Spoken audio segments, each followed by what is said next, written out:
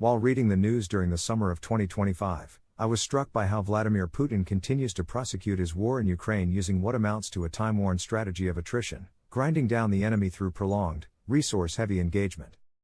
It's a tactic rooted deep in Russian military history, from Napoleon to World War II. But this isn't 1942. Despite the widespread use of drones, precision strikes, and AI-assisted targeting, and despite how galvanized and coordinated the free world has become in pushing back against his tactics, Putin remains committed to fighting the war he knows, not the war that is. It's more than a strategic choice. It's become part of his brand. His identity as a strong man, a student of Russian military tradition, and a leader who doesn't blink under pressure is now inseparable from how he sees the path forward. And that's what makes his thinking so dangerous, not just to his enemies, but to his own cause. What struck me is that I see echoes of this same mindset in many of the business owners I mentor. A while back, I worked with a custom home builder who came to me for help writing a business plan to secure a bank loan. His working capital was being squeezed, and he needed a line of credit to manage cash flow during construction cycles and the revenue lull he was experiencing. I suspected there might be a deeper issue, so I asked him about his marketing strategy. "I've never needed marketing, my business is 100% referral," he told me proudly. He wore it like a badge of honor. And to be fair, that model had served him well for over 2 decades. But when I asked how many leads he was getting this year versus last, he admitted, "It's been a bit slow lately, but I figure people are just being a little more cautious given the economy. It'll bounce back, it always does." What he didn't want to consider, and what many entrepreneurs resist, is that the world had changed around him. His core customer base was aging out. Younger buyers were searching online first. His once reliable word-of-mouth engine was fading.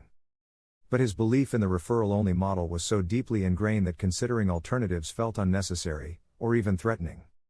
Just like Putin clings to strategies rooted in a different era, this business owner wasn't lacking experience, he was overconfident in outdated experience.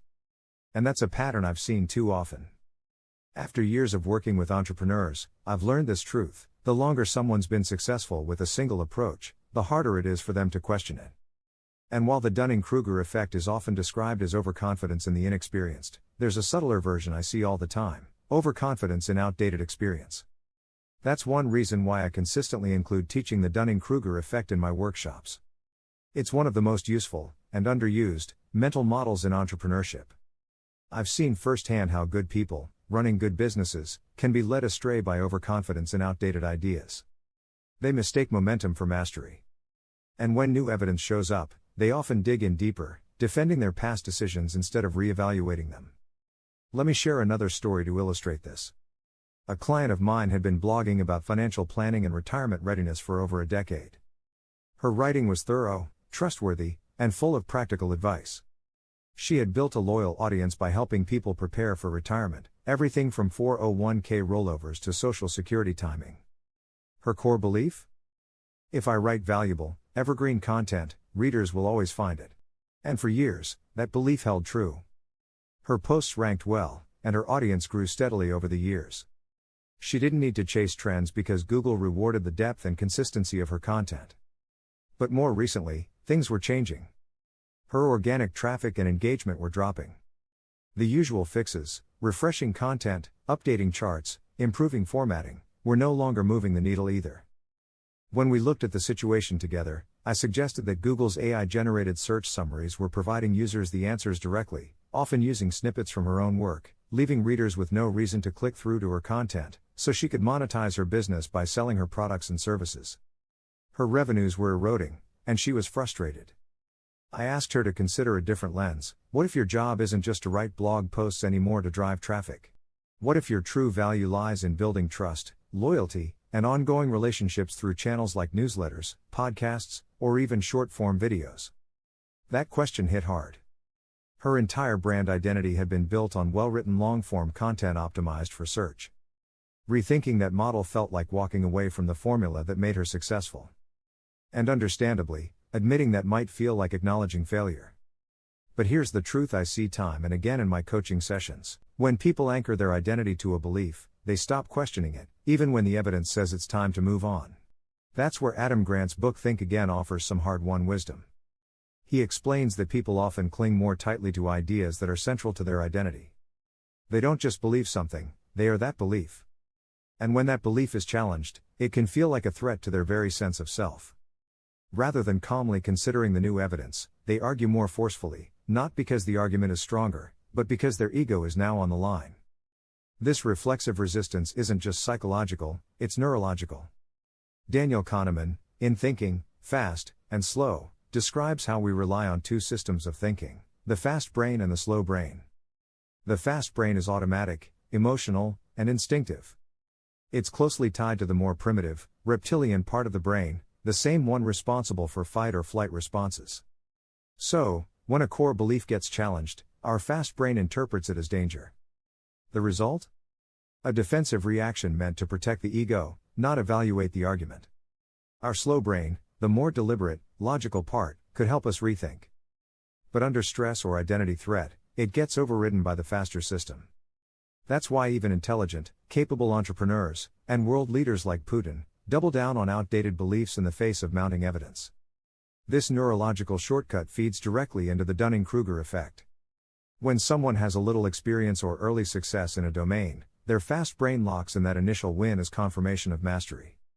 They overestimate their ability because they haven't yet developed the depth of knowledge required to see the complexity. And when that illusion of competence is threatened, say, by shifting market conditions or new data, it doesn't trigger reflection. It triggers defense. That defensive reaction becomes even more problematic under stress. Instead of expanding their awareness and reevaluating the situation, many business owners fall into cognitive tunneling, a mental state where they hyperfocus on a familiar solution while ignoring new inputs.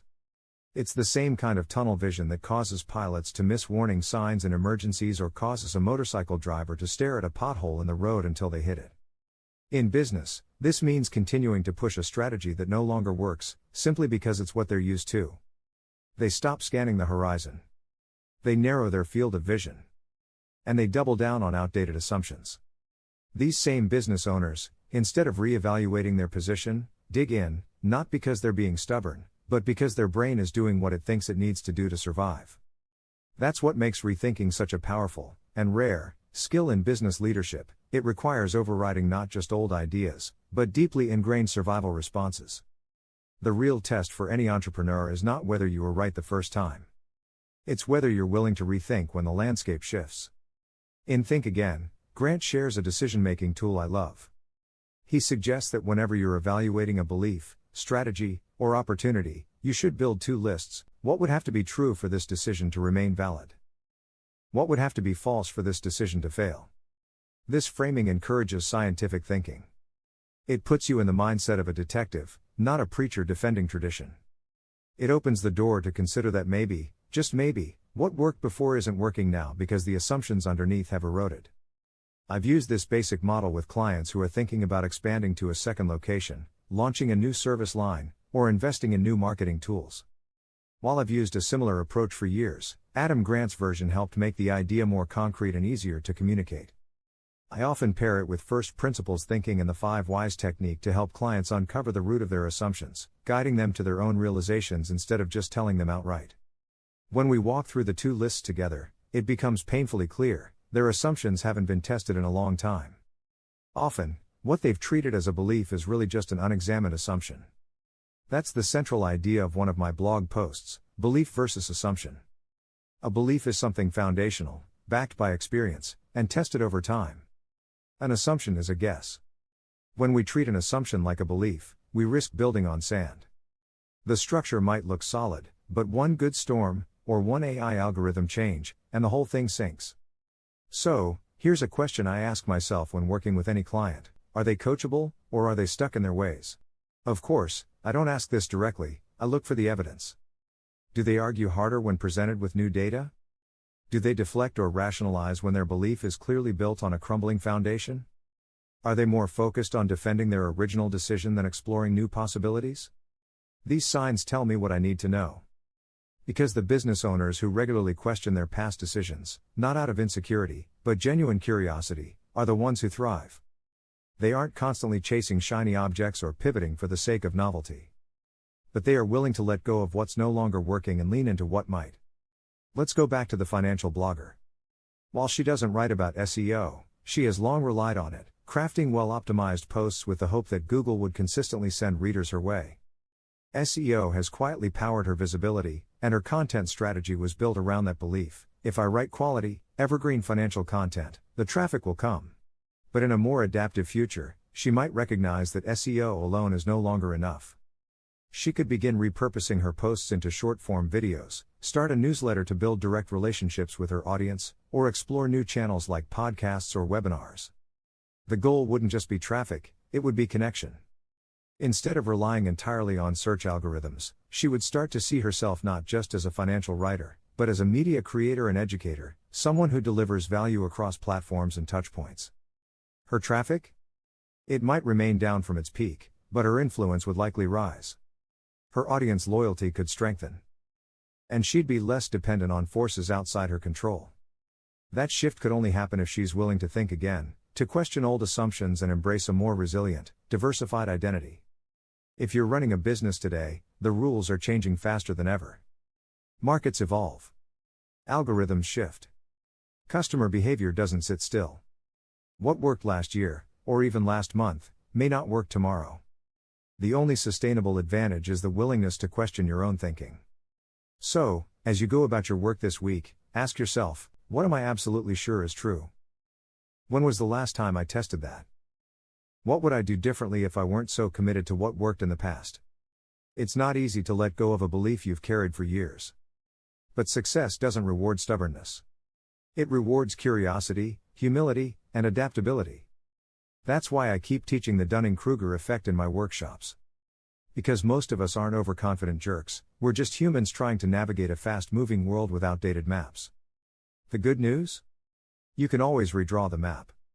But only if you're willing to stop defending the route, and start questioning the terrain. Are you clinging to a belief that once worked but may no longer serve you, or are you willing to rethink and adapt before the evidence forces your hand?